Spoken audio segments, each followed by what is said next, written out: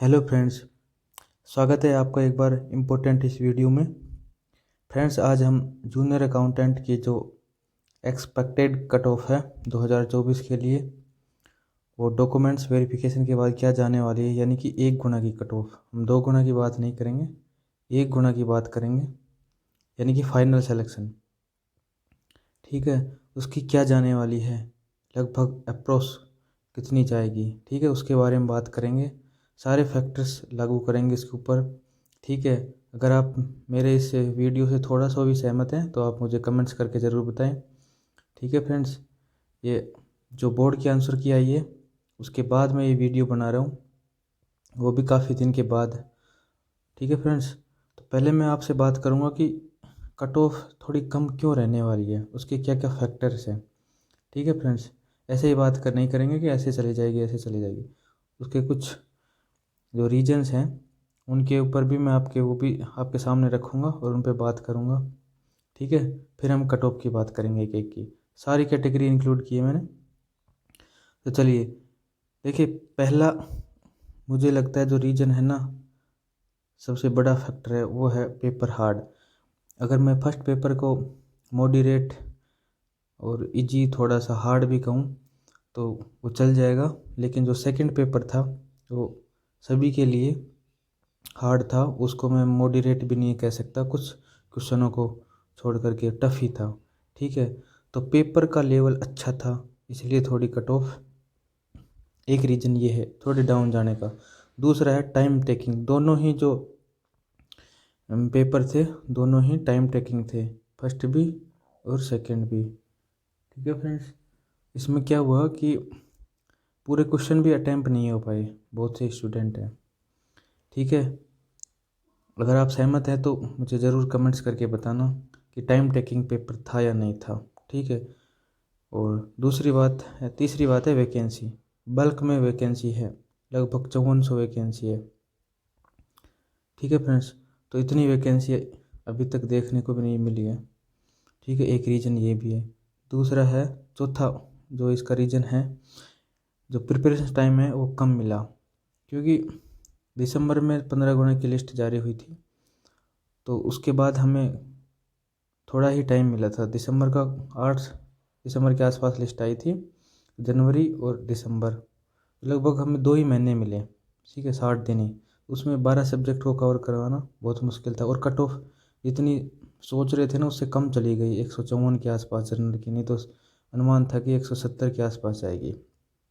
तो इनकी प्रिपरेशन नहीं हो पाई। जो बच्चे थे कि 160 है, 170 है, 175 है। दूसरा एक रीज़न है सीईटी। सीईटी ने क्या किया कि गैदरिंग को बाहर कर दिया, भीड़ बाहर कर दी। ठीक है, और पहली बार सीईटी हुआ था, किसी ने इम्पोर्टेंस ही नहीं दी इसको, कोई ने एग्ज़ाम दिया किसी ने नहीं दिया।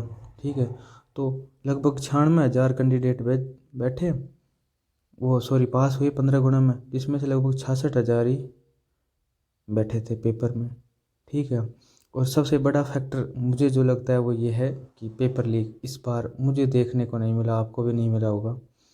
नहीं तो अभी आप देख ही रहे हैं कि पेपर लीक की संभावना इसमें 0 के बराबर थी, अकॉर्डिंग टू मी। बाकी हो भी सकता है 150, 10 20 50 कैंडिडेट को कोई हो तो मिला भी हो, लेकिन मुझे लगता नहीं है मिला होगा।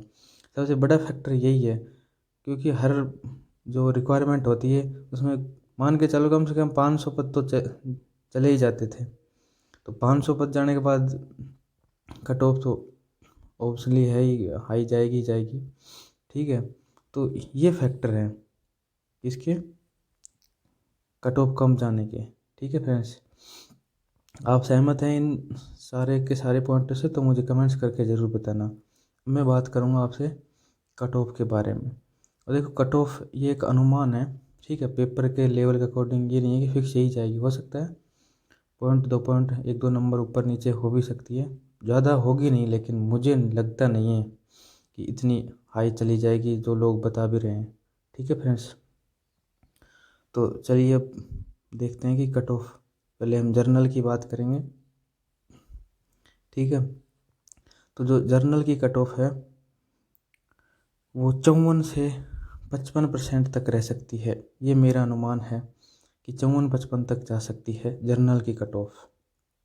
ठीक है फ्रेंड्स, बहुत से लोग ये बता रहे हैं कि जो एमई कैटेगरी के जो कैंडिडेट हैं वो ओबीसी की जो सीटें उनको ख़राब खा रहे हैं। तो ऐसी कोई बड़ी बात नहीं है, एमई में इतने पास भी नहीं हो रहे होंगे। मुझे लगता है, जहाँ तक मैंने इंक्वायरी की है, पूछा है लोगों से, हो सकता है कोई 200-250 बच्चे लग भी जाएं एमई के, लेकिन इतना इफेक्ट नहीं डालेंगे कि सारे ओबीसी के ही हैं वो। ठीक है, हर कैटेगरी में होते हैं।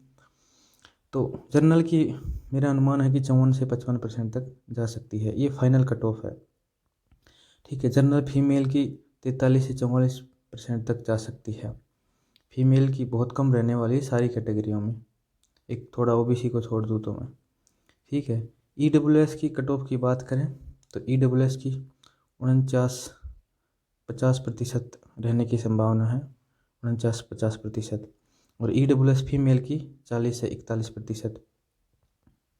ठीक है, नेक्स्ट है ओबीसी। सबसे बड़ा फैक्टर इसी के ऊपर है, मैंने बताया 53 से 54%, ये फाइनल सिलेक्शन वाली कट ऑफ है।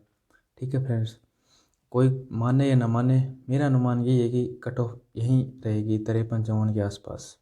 ठीक है, ये 100% में लिख के नहीं दे रहा है कि इतनी रहेगी। हो सकता है, मैंने 54 बताई है, 55 चली जाए, 54.5 चली जाए, 53.5 चली जाए, 52.5 चली जाए।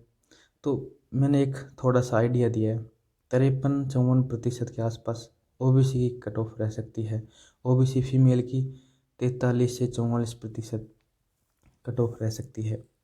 ठीक है फ्रेंड्स, मैं मानता हूँ कि फर्स्ट पेपर में लोगों के अच्छे क्वेश्चन बन रहे हैं, 100+ भी हैं, 110+ भी हैं, लेकिन सेकंड पेपर पास ही नहीं है। क्या मतलब है फिर उसका? 35% नहीं है, 40% नहीं है। तो जिनके भी दोनों पेपर क्लियर हैं, ठीक है फ्रेंड्स, और 50% के आसपास है, कोई सी कैटेगरी हो, चाहे जर्नल का ही हो, उम्मीद मत छोड़ना। ठीक है, बल्क में वैकेंसी है 5400, बहुत बड़ी वैकेंसी है। ठीक है, नेक्स्ट है ओबीसी फीमेल की। तो ओबीसी फीमेल की जा सकती है 43-44%। ठीक है फ्रेंड्स, ओबीसी फीमेल की कट ऑफ। एमबीसी की बात करें तो एमबीसी की मेरा अनुमान है कि 46 से 48% तक रह सकती है। हो सकता है 1-8% कम भी रह जाए, 47 पे रह जाए, 40 पे रह जाए। ठीक है, मेरा अनुमान है कि 46 से 48% तक रह सकती है। फीमेल की बात करें तो वही 42-43% के आसपास। जो फीमेल की कट ऑफ है वो लगभग लगभग सभी की 42, 40, 43 यहाँ के आसपास ही रहेगी। एमबीसी फीमेल की मैंने बता दी, 42 से 43%। ठीक है फ्रेंड्स, एससी की बात करें, एससी की 46 से 47% तक रह सकती है एससी की कट ऑफ। और एससी फीमेल की 40 से 41% के आसपास जो कैंडिडेट आ रहे हैं वो अपने को सेफ मान सकते हैं, फीमेल कैंडिडेट।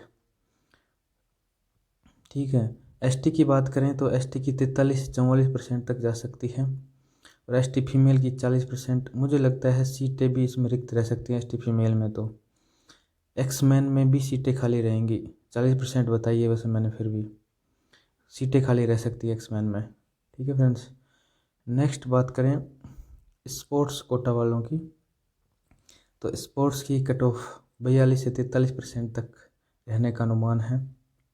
अगर आप सहमत हैं तो एक बार कमेंट्स करके मुझे ज़रूर बताएं कि आप मेरी जो ये मैंने अनुमान लगाया है, ठीक है, इससे आप सहमत हैं या नहीं है। ठीक है, इसके ऊपर सबकी नज़रें टिकी हुई है कि एमई एम्प्लॉय बहुत ज़्यादा प्रभावित करेंगे, बहुत ज़्यादा मुझे नहीं लगता कि प्रभावित करेंगे, ऐसा कुछ मेरे को लगता नहीं है। हो सकता है 200 सीट ले ले, 250 ले ले, तो कोई बड़ी बात नहीं है, वो भी सारी कैटेगरी में। ठीक है, तो 46 से 48% तक रह सकती है एमई एम्प्लॉय की। ठीक है फ्रेंड्स, तो नेक्स्ट देख लेते हैं। और अपन चलो यही है, कोई भी कैटेगरी नहीं छूटी है। मुझे लग रहा था कोई एक कैटेगरी छूट रही है, नहीं छूट रही है कोई कैटेगरी। तो आप देख सकते हैं, आप इन स्कोर में आ रहे हैं तो आप अपने आप को बिल्कुल सेफ मान सकते हैं, बिल्कुल सेफ मान सकते हैं। ठीक है, और बाकी तो रिज़ल्ट आने के बाद ही पता चलेगा एक्यूरेट क्या रहेगी। हम एक्यूरेट तो नहीं बता सकते, एक अनुमान ही लगा सकते हैं। बाकी आप अपने जो एलडीसी का एग्ज़ाम है उसकी तैयारी में लगे रहें। ये नहीं कि भाई मेरे इतने आ रहे हैं मैं निश्चिंत होकर बैठ जाऊँ, पढ़ाई तो छोड़नी ही नहीं है। ठीक है फ्रेंड्स, तो कैसा लगा ये मेरा अनुमान मेरे को कमेंट्स करके ज़रूर बताएं। और आपके इन कैटेगरी में कितने नंबर आ रहे हैं वो भी मेरे साथ शेयर कर सकते हैं आप। बाकी मैंने आपको बता दिया कट ऑफ के बारे में। ठीक है, इतनी ही रहने वाली है, ये मेरा अनुमान है। ठीक है फ्रेंड्स, तो मिलते हैं नेक्स्ट सेशन में, तब तक के लिए पढ़ते रहिए, खुश रहिए।